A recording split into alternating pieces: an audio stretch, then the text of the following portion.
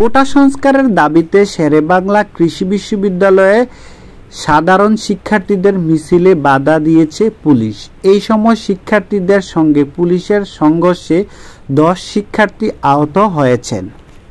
বৃহস্পতিবার 11 জুলাই বিকাল 4টায় শিক্ষার্থীরা বিশ্ববিদ্যালয়ের কেন্দ্রীয় গ্রন্থাগারের সামনে থেকে শিক্ষার্থীরা বিক্ষোভ মিছিল বের করে বিশ্ববিদ্যালয়ের দ্বিতীয় ফটক থেকে বের হয়ে আগারগাঁও মোড়ে যাওয়ার পথে পুলিশ বাধা দেয়। এই সময় শিক্ষার্থীরা পুলিশের বাধা অতিক্রম করে বের হয়।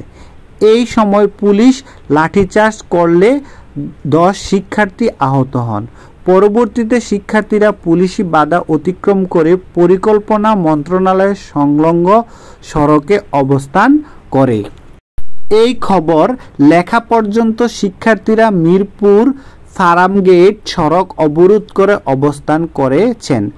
18 হাতিয়ার গর্জে ওঠো আরেকবার, আমার সোনার বাংলায় বৈষম্য ঠাঁই নাই, সংবিধানের মূল কথা সবার জন্য সমতা, বঙ্গবন্ধুর বাংলায় বৈষম্যের ঠাঁই নাই, সারা বাংলায় খবর দে, কোটাপন্থা কবর দে, এই রকম বিভিন্ন কোটা বিরোধী স্লোগান দিতে থাকেন।